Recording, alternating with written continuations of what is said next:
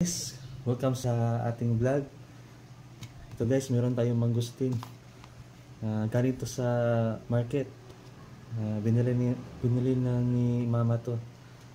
Dalawa ang binili. Kasi first time nating maka-open at makakain ng mangustin. So ngayon, magbubukas tayo at kakain tayo nito. So, kailangan natin ng kutsilyo. Okay guys.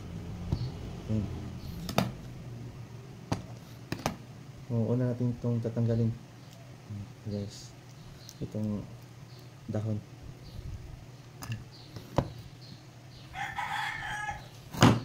Yun, yung chopping board.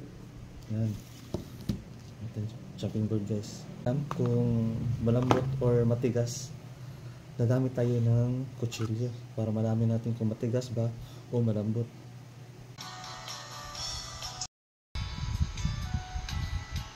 Ng isa guys, para tingnan natin kung ano. Matigas siya guys. Matigas. Matigas to.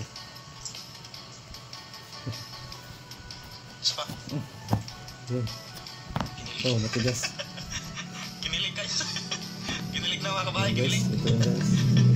Dito na lang bang po. Ito yung ito nga yung ito yung nasa loob na guys. Tapos ito yung buto niya. Taste. Taste time. Let's go. Namis. Tapos textures just like santol. And the parang siyang inside. Also, siyang kaimito na hindi siya guys. Modern niyang suit guys. Ang suit kay kanang ang yung suit sa kuan mangustin kay color red.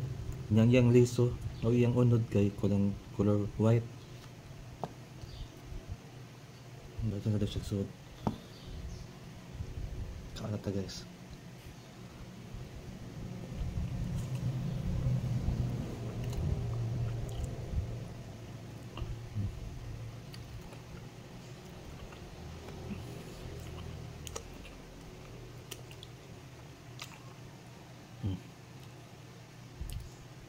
Muna yung liso guys.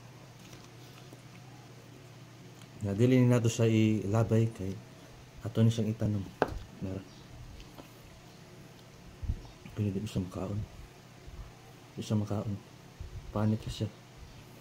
Hindi na siya ilabay. Makaon tagtiwas.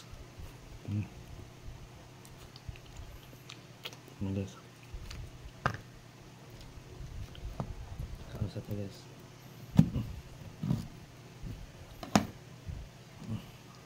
Lahat dyan siya.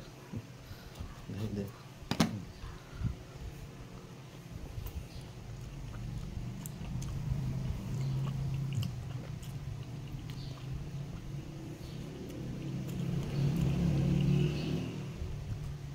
Okay.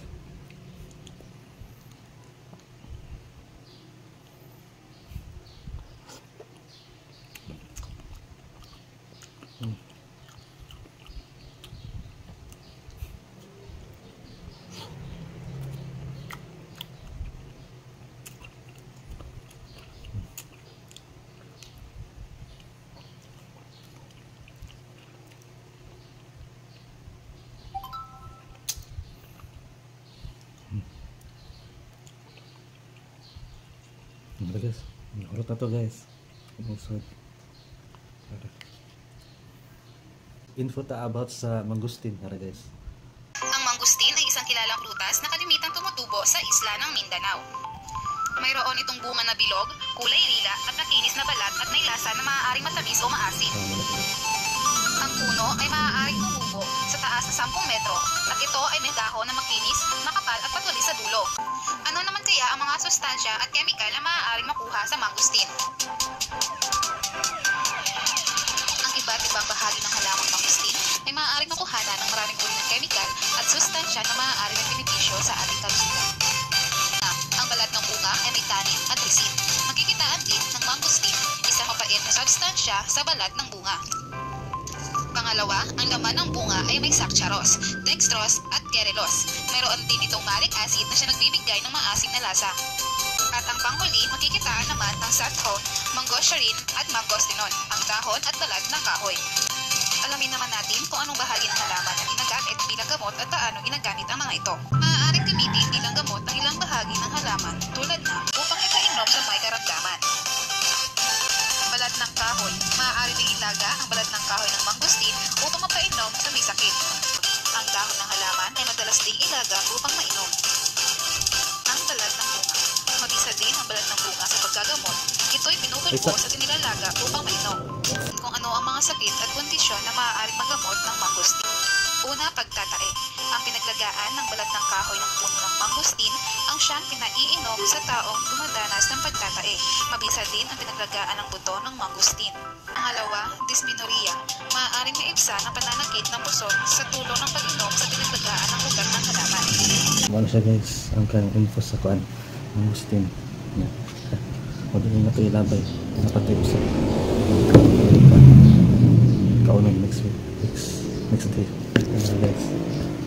Guys, see you sa next vlog. Bye bye.